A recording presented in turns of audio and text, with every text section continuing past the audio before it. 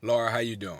I'm doing great, Courtney. How are you? I am so well. I just ate breakfast and I'm feeling good. I don't know what to call it. I saw the yoga trapeze hanging up in your room.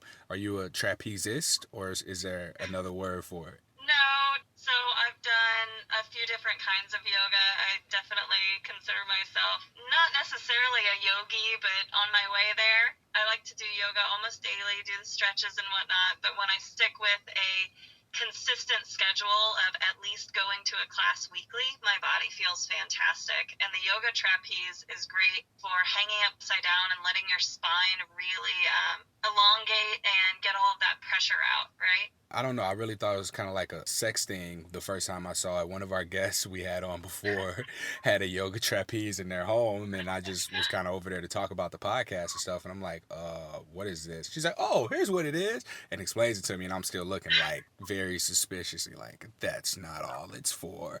And then I made a joke one day, and she was like, oh, we get real creative with this. We talked a little bit about your own personal experience. We talked about when you were diagnosed, what was happening around there, and then your experience with the medical professionals who diagnosed you. Can you go ahead and just kind of start from the beginning around your diagnosis? Let us know what was going on around that time, how you found out you had herpes, and we'll take it from there.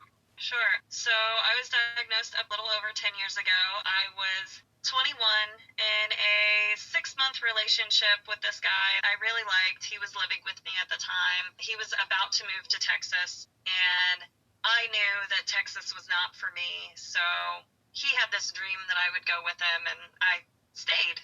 I didn't want to go. He got stressed out before he left, and as we were being intimate one day, I looked down and I said, there's something on your dick. And he just looked down and said, it's from masturbating too much.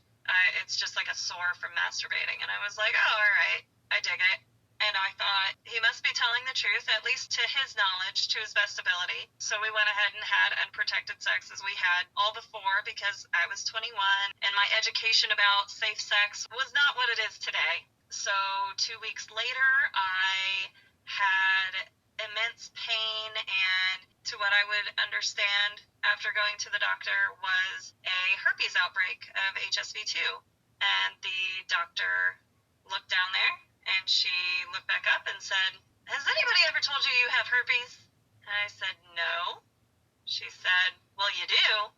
And I was distraught. I was flabbergasted. I didn't get any education beyond that.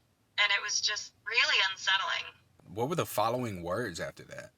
Yeah, she gave me a prescription, and she said oftentimes people will have this, it'll be in your genes for sometimes your entire life, and it just doesn't surface until something big happens. So it's very possible that I had always had it and it just now turned into an outbreak. It's very possible that he gave it to me. I'm not totally sure, because the first person that I told was my best friend at the time, who also lived with both of us.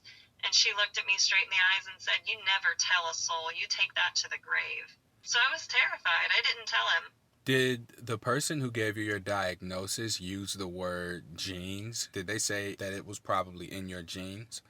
No, I don't think she said in your genes. Okay, Just, you may have had this from a young age got it. because maybe somebody kissed you and had an outbreak or whatever. Although usually HSV2 is not passed through oral, like mouth to mouth kind Right, of stuff, to my understanding. right. It's more commonly diagnosed genitally than orally, but either version of the virus can be in either location, and even you can get it on your elbows, ankles, butt cheek, Right. lower back, all these different places. The first person you told was a mutual friend of yours, you and your then boyfriend, and this person's response is, you don't tell anyone, you take that to the grave. What was their thinking behind this? Do you know? Oh gosh. I mean, I'm sure that she just knew of the stigma that was already out there, that herpes makes you disgusting and dirty, and this was a disease that nobody wanted, right? I mean, it's 10 years ago, so we have a lot more education about it now, but then even it was even more stigmatized, at least in the circle that I ran with. I live in Ohio, and people don't know much about that, especially our education system. They were more on the side of just don't do it. So I didn't get a whole lot of education. I'm pretty sure she didn't get a whole lot of education about it either. She came from a Catholic school, and teaching kids that all of these things are scary and it's bad, and if you don't have sex, you won't have to deal with it, doesn't do any good for any of us that do get it, which it's a very high possibility that you do get it even from not having sex. I'm wondering, why was that her gut reaction? Are other people being told, you don't tell anyone, you take this to the grave? How did you feel hearing that? Is that something that was expected? Is that something that you didn't expect from her? What was your reaction to her saying, you just don't tell anyone? How'd you continue to do things moving forward? I was surprised. I was shocked. I was really scared. I was scared to tell anyone. Obviously, my best friend had judgments about it. How could I go to anyone else? I ended up not telling anyone, but just watching myself and making sure that I didn't do anything while having an active outbreak. And honestly, I only, this sounds really bad. This is something that I've really not liked about past me, but I would have sex with people that I didn't really care about. So if they got it, it was like, all right, we had one night, it's whatever. If I really, really liked someone, it was a lot harder to be intimate with them because I couldn't be honest. I couldn't be myself in that way. I mean, it happened, yeah, but it's something that happens, not to okay the behavior, but it's one of those things where it's like, this is why we need more access to more relevant information, because I mean, I've been there too and made up all kinds of excuses about it and not being treated for the mental aspects that come with that. So you can justify it in your head by saying, oh, well, they didn't ask me, or no one told me. I've heard a lot of reasons that people choose not to disclose, and like I said, not to okay the behavior, but like, this is a safe space. It's important for you to be able to share the reality of your story, because this is something that happens, and this is something that we want people to begin to understand the importance of conversations around sexual health, the importance of sex education to youth, so that when they develop into adults and they may come into contact with an STI, they're better prepared to deal with it from a space of being able to just take responsibility to be able to educate themselves, disclose to other people, and then if someone is disclosed to who has this level of sex education, they're able to respond in a way that encourages future disclosure, that encourages better conversation around it, so that people are aware, okay, well, we can reduce the risk if we wear condoms, if we use lube, if we do all these different things that are available, and then being mindful of a person's body and how they're responding, how you're feeling right now in terms of the last time you had an outbreak, if you have regular outbreaks.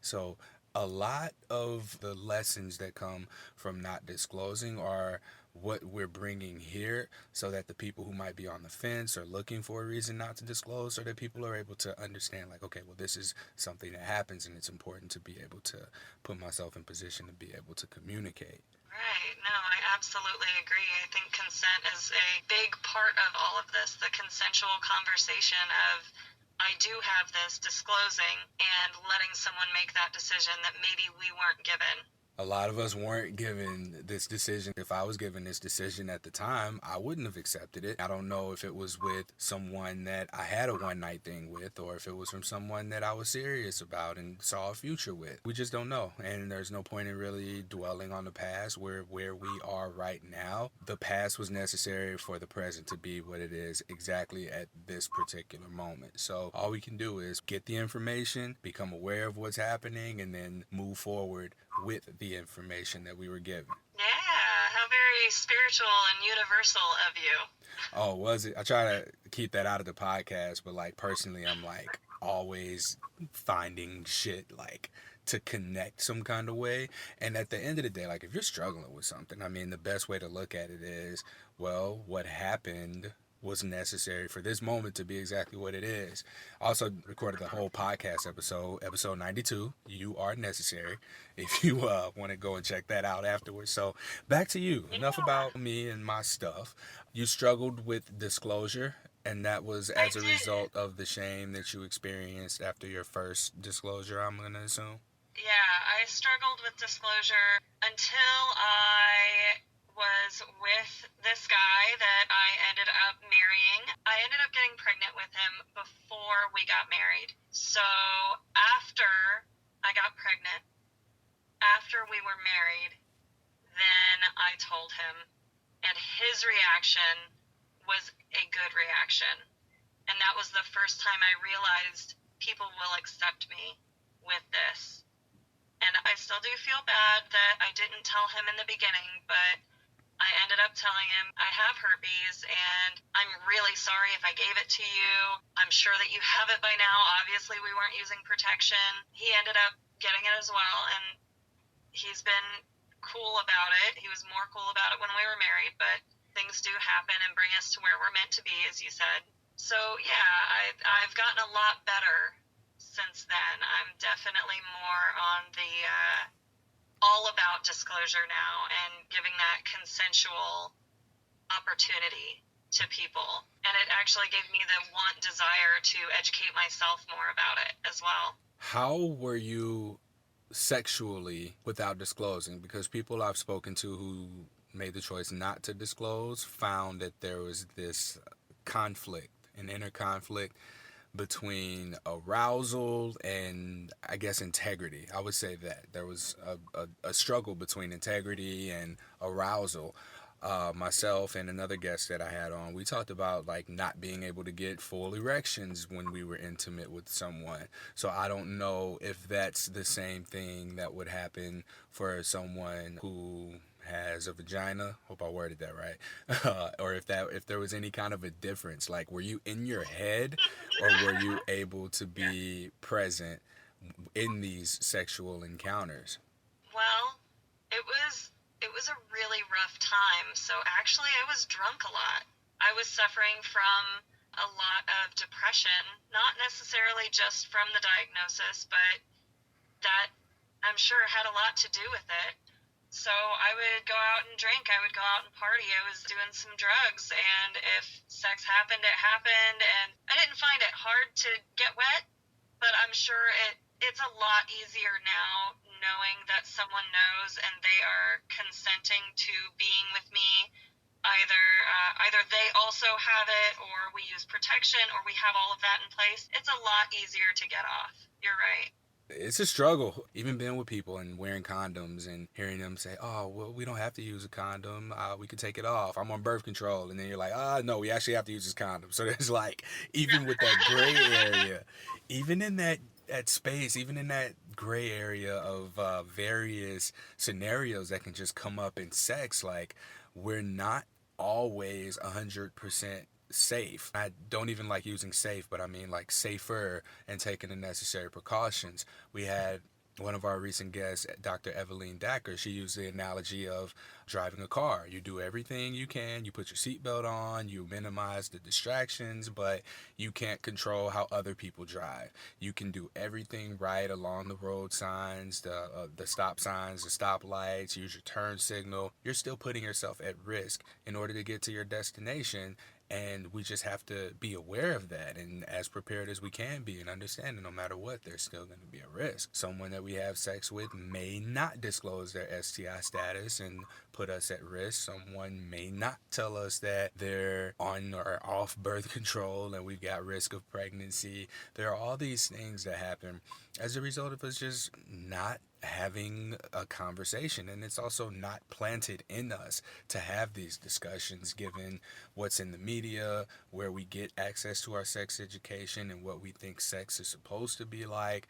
There's all of these different factors that play a role, and if we just had a solid foundation of sex education, this is something that I'm finding we would be better equipped to not only have more pleasurable experiences, but to have more conversations around consent, our safety. We're able to reduce factors of trauma because there are oftentimes we're like, even with people who have sex consensually, there may be things that kind of go unspoken that a person assumes are okay, and the other person having that act done to them may not even be aware of how they can communicate that they're not okay with it, thus ending in this has now become a violation of consent, which, it wasn't brought up. So now there's this whole gray area, and then we may have a time where way later or even immediately after, when a person feels safe to really sit with these thoughts and communicate and articulate what happened to them,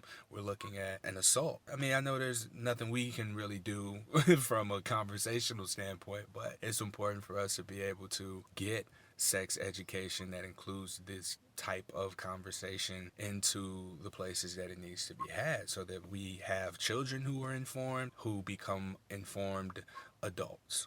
Well, that's part of it, right? This conversation is doing something by educating those who may not have known otherwise how to gain consent from someone else, how to watch for physical signs of consent or not consent. That's a really big thing. I actually started going to a kink club in this past year or two, and they teach a consent class at the beginning of every play party. And in the consent class, they talk about how important it is to care about the person that you're with. If you want to play with this person again, you have to care about them. Even if you are hitting them and whipping them and whatever else it is you're doing, right? They like that, but as soon as they don't like it, it's over. And sometimes they will tell you in ways that are not verbal. They'll do nonverbal communication. And that's extremely important. If you know your partner, if you care about your partner, even if you don't know your partner but you care about this person, you can watch for nonverbal cues. Do you identify as kinky or are you kinky? I want to make sure to get the wording right here. Well, I would say that, yeah, I identify as kinky. I like things a little rougher, so it's not something that I necessarily need in order to climax, but it's a part of my life where I like to play. It's just a rough body play thing for me. I do things like electro and fire play and a lot of touch-based sensory play. It's a little different than just domination. Yeah. Now, Yeah. we're talking about putting a lot of stress on the body, and we know that mental stress can cause outbreaks. Is this added stress to your body something that you've noticed impacts your relationship with herpes? Are you having outbreaks after you do scenes or any type of intense stress on your body? Funny enough, I'll sometimes have an outbreak before I go because I get so excited. So I'll like double up on my medication or something to keep the outbreak from happening. But afterwards, no. I feel elated while I'm there. I feel really great while doing the play. And then afterwards, I feel very calm and relaxed and cared for because aftercare is such a huge part of that kinky side. It's a part of consent. As soon as everything is done and someone notices the nonverbal cues of you are completely in what's called subspace, or your body has just completely given up and there's no more fight in it and you are completely relaxed, that's when they hold you and they care for you and they make sure that you feel good about yourself and about what just happened. A lot of times they'll stroke your hair, they'll bring you drinks and chocolate and orange juice is honestly the most common combination. I didn't expect our conversation to go this way, but I'm glad it is. Adding to that, disclosure in kink. So I'm gonna make the assumption that not all kink you're involved with involves intercourse. Do you have to disclose? You mentioned doubling up on your medication. I'm gonna assume, I'm making a lot of assumptions here, but do you double up on your medication to get rid of the outbreak and the discomfort, or do you double up on the medication in order to get rid of the virus so that you're not putting someone at risk of contracting herpes? I double up on my medication to not have the outbreak and the discomfort of the outbreak. Anyone that I am planning to play with, I disclose. I haven't even had intercourse at the kink playroom or at the play space because to me that's not what I have kink for. As I said before, it's more of a sensual, sensory play. If I'm going to have sex with someone, I usually do it in a bed or in a tent or in a car. But I have not had sex at the sex club. Oh, you're not kinky. You have sex in beds and tents and cars. That's it. No, that's Kink can be whatever you want it to be. right. I'm just joking with you. I've been told you don't always put yourself in situations where you need to disclose in kink scenes, but you do disclose every time. How do your partners receive that, or your play partners? Because again, it's not always sexual. Coming from a place where someone told you never tell a soul to now you're telling everyone, even if you're not even putting them at risk, who you may be involved with at that level. What was the deciding factor for you that made you go, okay, I need to disclose to everybody? I think it's because I had had a few partners that decided when we first started playing together, or we were first together sexually, that they were okay with it. They told me, I love you no matter what, or, I'm comfortable with this, I've heard about it, and I've already been with somebody else that had it, and blah, blah, blah. They were okay with it. But I think the more I got into educating them, the more uncomfortable they got because they realized they don't want to have it. And then they kind of flipped the script on me. Then I became more and more educational about it. Like, hey, before we do anything, you need to know that I have this, and I need to see that you are comfortable completely, because if this ruins our relationship, I'm going to be real salty. That's very fair. So you're protecting your emotions. This is one of your boundaries. You just need to know that the other person is aware of what the risks are and that they're okay with it. Yes, So absolutely. so it's not a matter of, oh, you have herpes, that's no big deal. It needs to be, oh, I understand that. Well, are you on medication? Do we need to wear barriers? And that kind of gives you an idea of where their knowledge is. And once you feel safe there, then you're free to just let go and surrender to the experience. Absolutely. And surrender is a really good word for it, because that's what you need if you're going to be submissive or playing with others in that kind of space. You have to be able to surrender, because there's people walking around like on dog collars and all this leather and everything, and they are completely themselves. And that's what I want to be. I want to be completely myself in this space. Sometimes I just walk around naked and I don't feel uncomfortable. I feel less comfortable in a bar clothed with, let's say, like short shorts and maybe a revealing top than I do completely naked there. All right, let's talk about that. There's clearly a connection between what you mentioned earlier. Leading up to going into these events, you're so excited that it triggers outbreaks. Leaving these events after having had this feeling of being able to express yourself, feeling seen, feeling experienced, and having these experiences in this environment, you just feel completely relaxed and then you're cared for. So there's a sense of safety that comes with that as well. But then you say going out clothed to a bar around other people who are clothed in a bar, there's not that same level of safety and expression present. Like you feel like you have to dumb down when you're not around your people. Is that what we're saying here? That's very true, because going to a bar, I don't know who understands consent. I don't know who understands the destigmatization of HSV and STIs. I don't know how safe I'm going to be there with myself. I don't know who can be safe with me. Like you said, it's like driving a car, right? I would much rather go on a track with a bunch of race car drivers than go on a track with a bunch of drunks. Well, shit, that was a hell of a way to put it. Yeah, like you feel safer on a track with people who race their cars. If you're talking about racetrack drivers, there's rules on the track. There's a lot of specific rules, and there are things that people are more understanding of.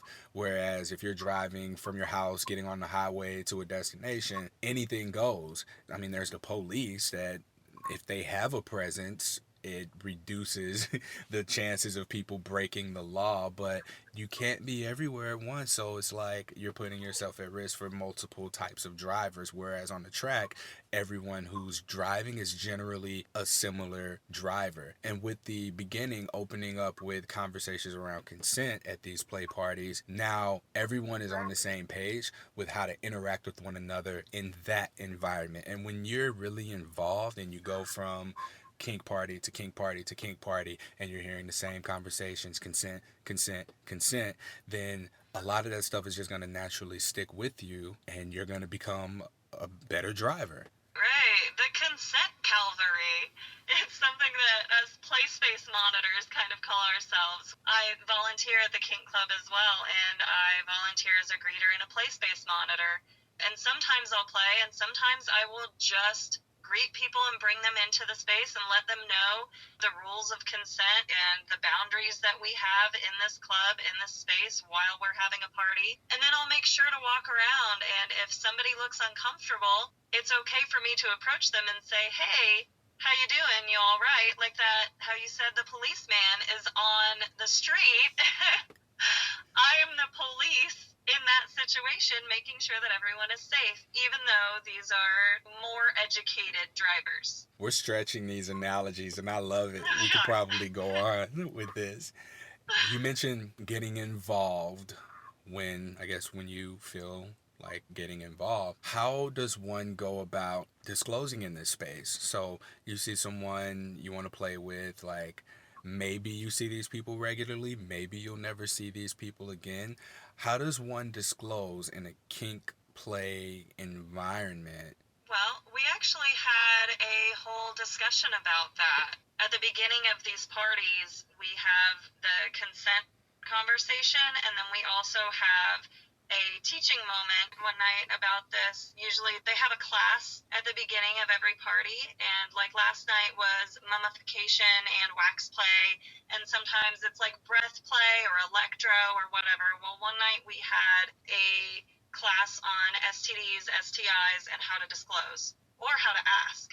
What I personally like is as soon as I make a connection with someone, as soon as we decide that we want to play in one way or another, I'll sit down and I'll look at them and I'll say, well, I need to know what your STD, STI last screen was. When did you have it? Do you have a copy on your phone? If not, that's okay. I trust you to the best of my ability, but I need to let you know that I do have HSV 2.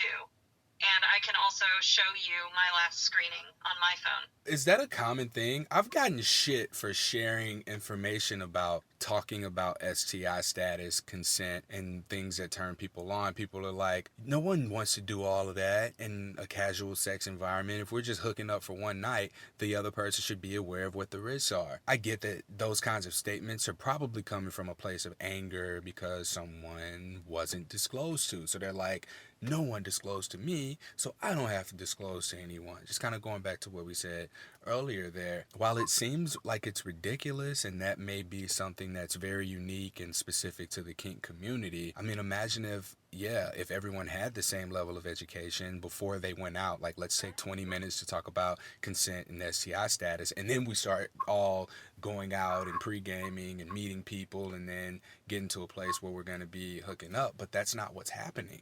Everyone's coming in with their own level of understanding, their own level of education, and they are going to have the interaction however they're going to have the interaction, and it's always assumed based on their experience, their perspective of what it means to have sex with someone else.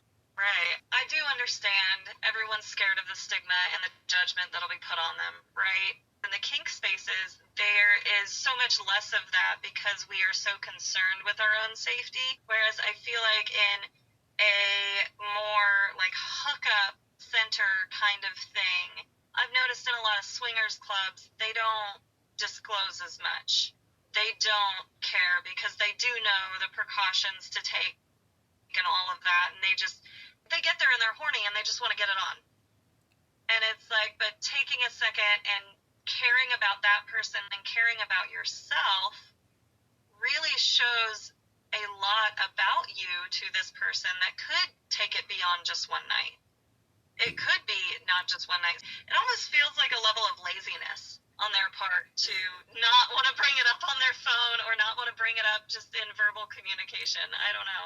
Well, it kills the mood, because what happens if someone is positive, or what if someone says something that you don't like? Referencing Dr. Evelyn Dacker again, we talked about killing the mood. We do that ourselves. We kill the mood with how we feel about the conversation and the internalized shame that we have. Like, we should just be able to have sex. We shouldn't have to have this conversation. What does that say about me? What does that say about the other person? And it's just really internalized shame. So I just wanted to make sure to bring that up too. You assume that it kills the mood, but imagine opening that conversation up and you get to talking with someone and you come to find out that you have complementary turn-ons. So for instance, you like someone to be aggressive. So imagine you sharing with someone that you're submissive, and that opens them up to step into their dominance, and these things just kind of go well with one another.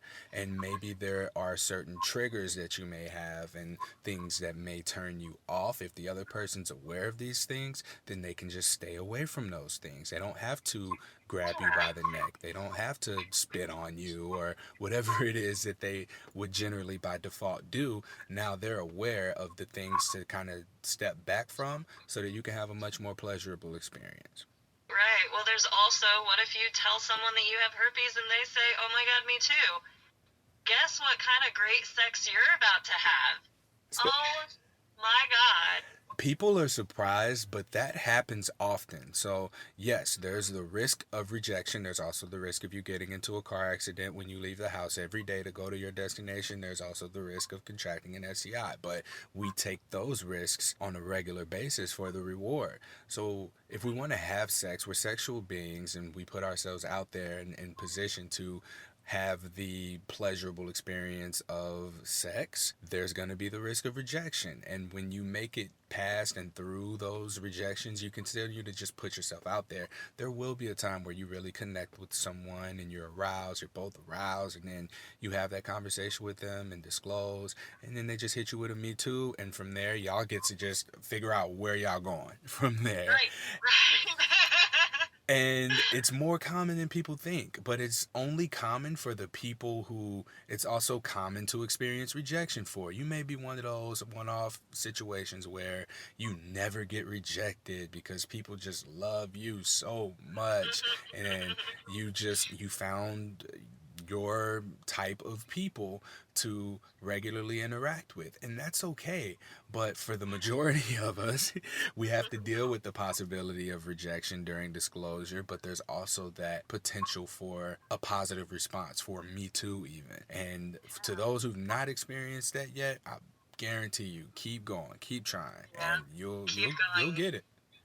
Absolutely. My partner now, I went to him and I said, hey, so we hadn't talked in about 10 years, and he called me one night drunk, and I was feeling vulnerable and open and everything, and I was like, yeah, I've got HSV too, and I didn't tell you back then because I was scared, and I'm sorry that I didn't tell you, but I'm telling you now. And he's like, well, I have it too. And I was like, oh shit, did I give it to you? And he goes, no, actually you didn't. I know who I got it from, and I consented to having sex with this person that I knew had it, and so I got this fair and square.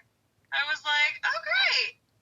And then I went and saw him, and we had amazing sex, because it's like, we don't have to be that careful. We don't have to worry about, am I going to give this to this person, because we already have it. Do we want to use protection? Sure. I don't want more babies, but we at least are comfortable and confident knowing that we aren't going to give each other that.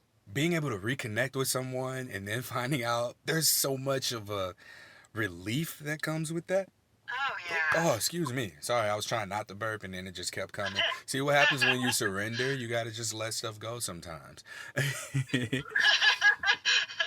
But that reconnection is it's just so powerful when you can just surrender, be yourself, and not have to worry about that little voice in the back of your head that's like, oh, I don't want to have to think about this. And it sounds like you've made the decision to always disclose. So that decision's been made.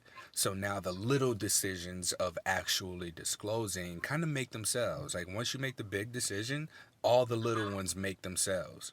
Oh, absolutely. The ones like, where am I going to be when I disclose, or how am I going to say this? I almost turned it into a game. I was on dating sites there for a while, and I was like, what's the funniest way I could disclose to someone? So I said it as a joke. I don't even remember what the joke was, but I said something, and then I was like, yeah, because, like, I've got herpes. And then I laughed, and I was like, no, seriously, I have herpes. But it gave the guy a chance to educate himself, and he hadn't been educated before. And actually, a lot of people that I disclose to, they say, well, I don't know anything about that. Can you teach me? And I'm like, I would love to. That would Man. make my heart so happy. And so many people navigate the world of dating without this understanding of STIs and like sexuality itself. Like, think about all of the bad sex people are having because of the absence of communication. A lot of us don't even know what good sex can be. And it was, I mean, until very, very recently, I would say maybe 27 years old. I'm 30 now. But it took me until 27 to realize that the kind of sex that I had been having in the past wasn't sex. It was very performative and it wasn't for myself. It wasn't for the other person. There was no communication back and forth about what sex was supposed to be. We just knew we were going to have sex. That's it. Is Right. this what sex is? And when you take time to examine that and decide what it is, it's more than just a penis and a vagina. If I were to receive oral from someone, I wouldn't consider that to have been sex before I was 27. So, like, Right. now, it's so much more expansive and it includes so much more than just physical intercourse. Right. Well, sex isn't even defined anywhere.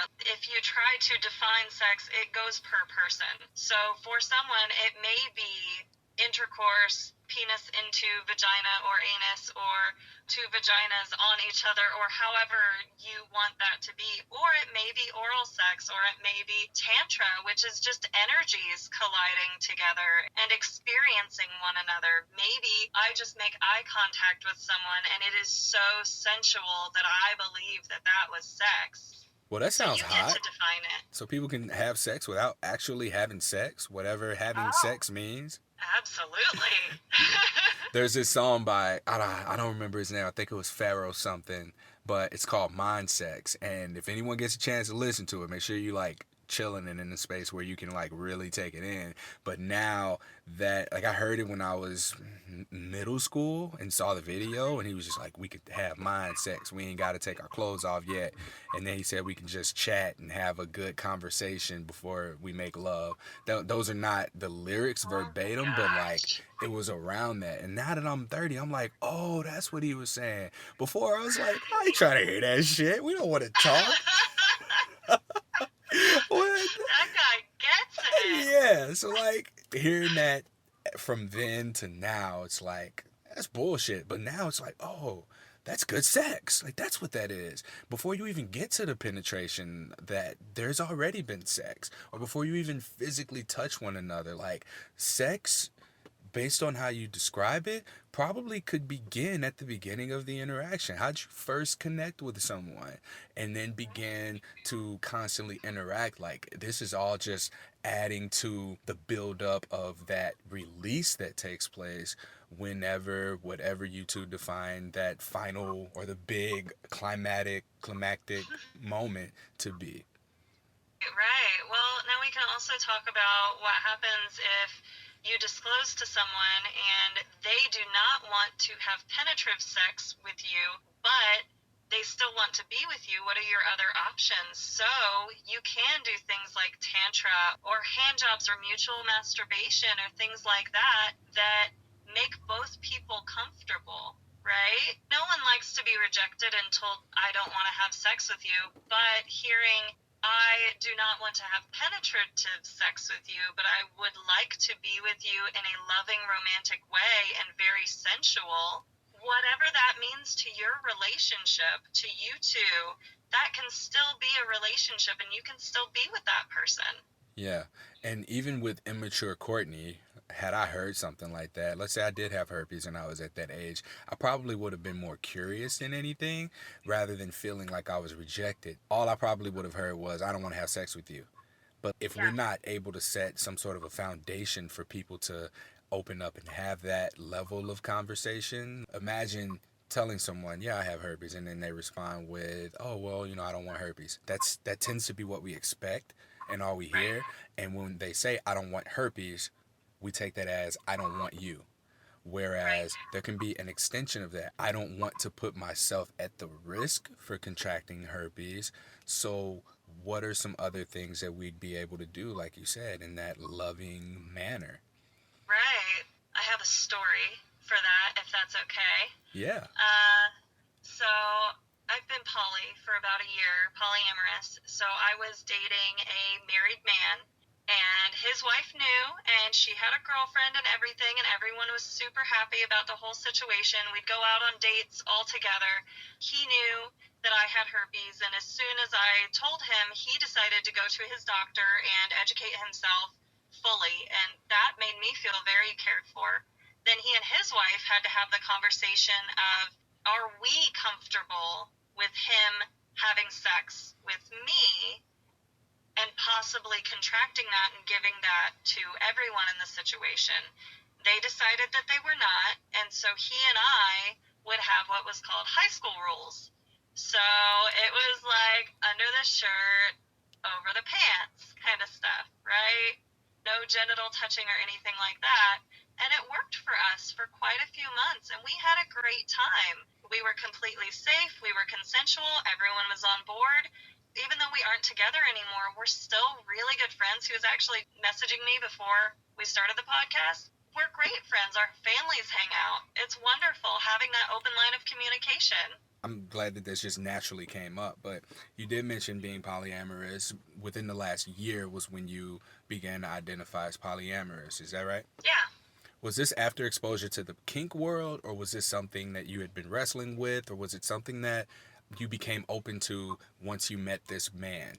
So this is something that came up at the tail end of my marriage, which I feel happens a lot of times in relationships that aren't working.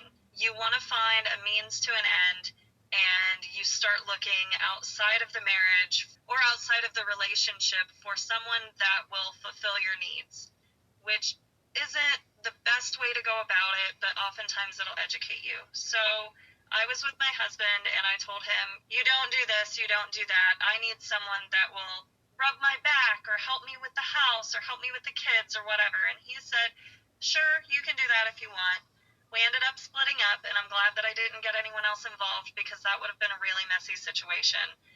But after that, I ended up meeting friends who were also poly, and they allowed me to interview them and ask them questions about polyamory and really figure out what it was. And I thought that their dynamic was really beautiful because it was a husband and wife, still is a husband and wife, and the husband had a girlfriend. And they were all very loving, and the wife and the girlfriend would talk, and they were friends, but they were not romantic.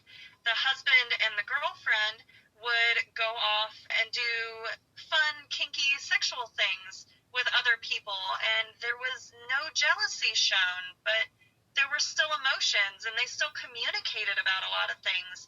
So that really sparked my interest. I kind of infiltrated their, what they call their pod, and I became really, really good friends with them and hung out a lot and asked them all my questions. I started getting books and reading books. One really good one is called More Than Two, An Ethical Guide to Polyamory.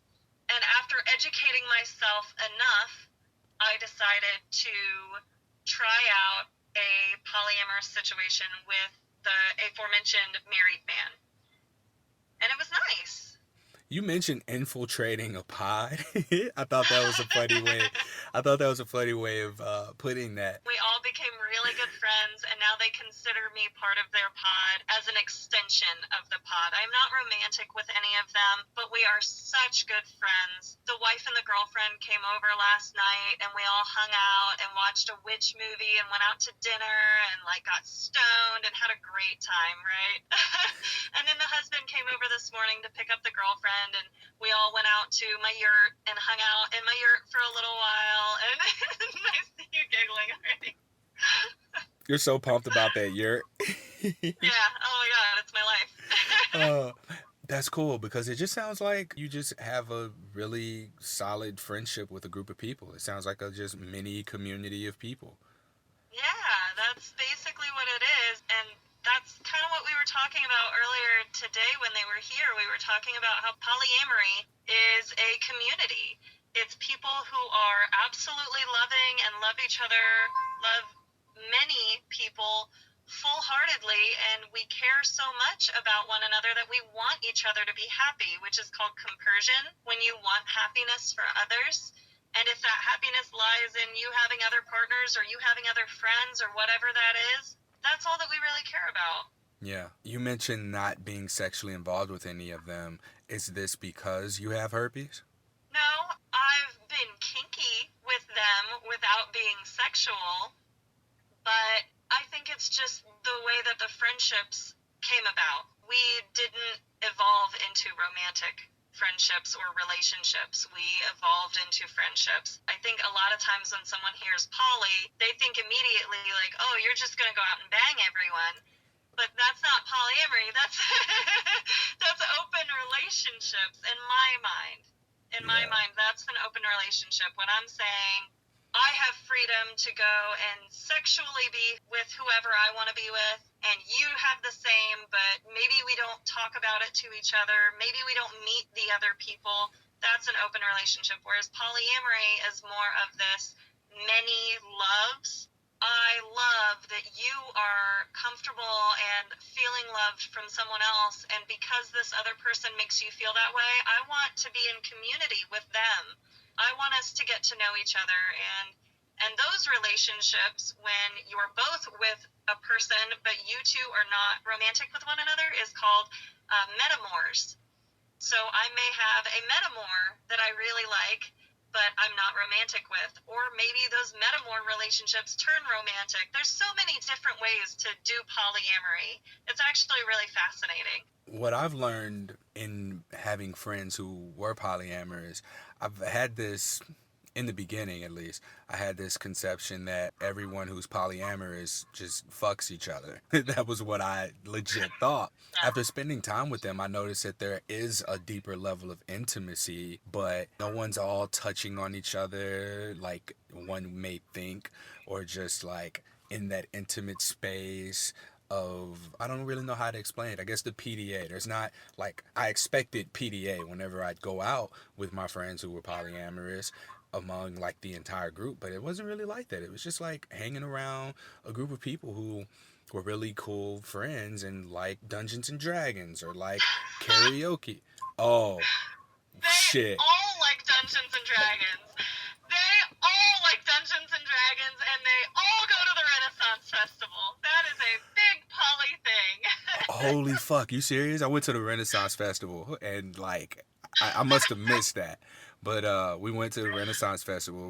Everybody was on mushrooms, and I gotta tell you, this was the most vibrant experience of my life. Oh, I'm Everything sure. popped out. I remember, I remember one of the people we were with. One of my friends, he had on this like Irish green hat, and he was with us the whole time, and he'd like disappear for a minute to go like get food or get wine or get stuff.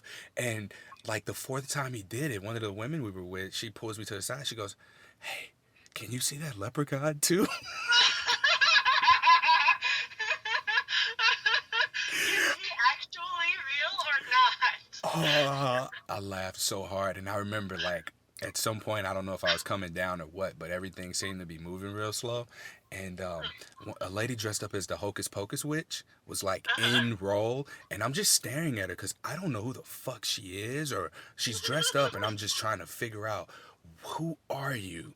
I know you from somewhere, but I can't figure it out. And I think I made her really uncomfortable because she was in the role and she was doing a great job, but I'm just Yeah. so focused on who are you.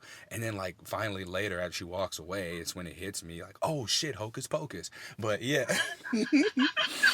we're I gotta make it clear though, we're not saying all polyamorous people are in the Dungeons and Dragons and Renaissance Festival. As Almost all of them are, though. Oh shit! I didn't know that, like, because these were just the people that I mean I was around. They were just like, oh yeah, we're gonna D&D. And so what the fuck's D&D? Oh, Dungeons and Dragons. Yeah. And then having gone to the Renaissance Festival, like a lot of damn, that's crazy. Yeah, yeah, no, seriously. I was in a relationship with, I thought this was really funny, a 30-year-old, a 40-year-old, and a 50-year-old all at the same time, and all three of these nerdy dudes played Dungeons and Dragons and like going to the Renaissance Festival, and they all were into computers. And I was like, is this a poly thing, or is this just the people that I'm running into right now? There's something about me that's attracting this, so I gotta figure it out. I think a lot of it is the poly thing. Damn. Okay. So it's not like I would say though that there might be other things that people are just mutually interested in though, while none of Absolutely. these other things are coming to mind right now, and I feel so bad that I can't think of anything because it's like it's kind of like saying like all black people like watermelon and fried chicken, you know, like that's not Right. the case. I'm not able to think of a black person I know that doesn't like watermelon and fried chicken, so it's kind of like the same. Fuck. Yeah. There's no recovery from this. I'm gonna have to edit the shit out. No, no, poly people are not going to get mad at you for saying that all of them like the Renaissance Festival and Dungeons and Dragons. They're Oh, not. someone's gonna It is a email me. well-known joke in the community. Someone's gonna email me and be like, I fucking hate. I'm black and polyamorous. I hate fried chicken, watermelon, and Dungeons and Dragons. And they're like, when was your last Renaissance Fest? Oh, I actually went this year. Right. Oh, oh man. I'm still trying to think. I guess I don't know. We'll see. It doesn't exist. Don't hurt yourself. Like, so being polyamorous and having herpes. Let's talk about that. Have you found that there's been any challenges with that? I mean, more than anything, it's just a lot of people want to make sure that they don't give something to their other partners. So there are a ton of people that are well educated on STDs, STIs, and they say, okay, so we use condoms. And it's like, yeah, that's great. Make sure that we don't have an outbreak. They ask all the right questions. They say, when was your last outbreak? Do you take medication? Things like that. And then there are some people that are more like, well, I would rather not put myself and my partners at risk, but I really like you. So what kind of relationship can we have going forward that is romantic and intimate, but maybe not sexual? So there are a lot of relationships in the polyamorous community that, I had a Dom for 9 months and we never had sex. We would do really kinky shit. We would never have penetrative sex. Yeah. And that was completely fine with us. We just laid out the boundaries and the expectations in the beginning, and we stuck to that. So relationships really just extend beyond heteronormative. I feel like there's another word that I need to be using there, but outside of what we consider to be the norm, it doesn't have to be a mommy and a daddy or a penis owner and a vulva owner in a relationship. The relationships extend beyond the body. Oh shit. Absolutely. There's a title. Yeah. Yeah. It's extending beyond the body. That's beautiful. That's a beautiful way to put it. It does extend beyond the body. I believe very much in energies, and the way that my energy mixes with your energy may be the extent of our relationship. Maybe we have like a long distance thing and we're able to have really great communication, but the physical stuff doesn't work. So we just continue in the thing that does work until it no longer works. And we enjoy each other in that. We enjoy what we have while we have it. That's a Damn. big thing that. Mm-hmm. Oh no, I'm sorry. I was just saying damn because I do feel like I just had a fuck ton of light bulbs go off in my head. Like I've done this thing, so I'm non-monogamous. Yeah, and I'm non-monogamous, and exploring what that looks like for us. And recently, I've sort of tried to generalize and put things in the boxes and bubbles so that I can understand them. And just even from our conversation right now, like it's adding to me understanding that all relationships are going to look different and they extend beyond the body. It's not about who you have sex with, how y'all have sex, or the type of physical connection that you have, because it, again, just the relationships extend beyond the body and energetically. I've mentioned this before, but it's like every being has its own energetic code, of a serial number, so to speak. When you bring more than one energy together, those codes collide and create a whole new set of codes, and that's just what the relationship becomes on an energetic level. So it's, I think that that's really what it is. That's what it's about. Like I can't label this and that and differentiate between things, because really it's just a fucking mixture of, it's really whatever you choose to create. And that's where, going back to the conversations around consent and what relationships look like for various people, it becomes important.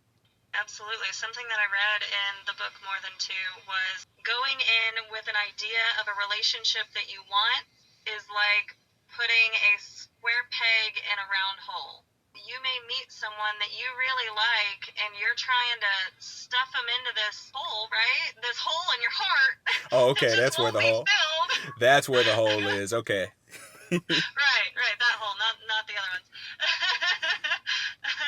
So you can't treat people like that. You Yeah. can't treat people like things, just trying to fill whatever hole is in your heart. Hmm. Instead, seeing the person as a whole themselves, as complete and beautiful for exactly who they are, you get to experience them fully in whatever capacity you two have to give to one another. Yeah. That's Meeting them where they're at. that's beautiful. It also comes with acceptance. So acceptance for who you are, as well as acceptance for who the other person is, without trying to make them anything else. Absolutely. Well, I tried to keep this more focused around herpes and your experience with herpes. I think we dabbled into it a bunch, but this conversation went to a space where I'm comfortable with. I greatly appreciate you taking the time to have this conversation with me and sharing so much about your experience with kink and being polyamorous. And just, it's interesting to see the connection between your first interaction with someone when you tell them you have herpes and how that kind of plays out over time, because now we're in a space where you tell everybody. You went from you shouldn't tell a soul, and then over time it just became actually I should tell people. Right. Yeah, no, I appreciate you giving me this opportunity to tell my story and to be heard. And I feel very validated just by being able to share this. So thank you. Thank you. Is there anything else you want to leave us with before I let you go? Oh, I'm good. I'm good. I'm honored. Thank you. Thank you, Courtney. That concludes this episode of Something Positive for Positive People. I can be found at spfpp.org, and I'm also on social media at H on my chest. Till next time, stay sex positive.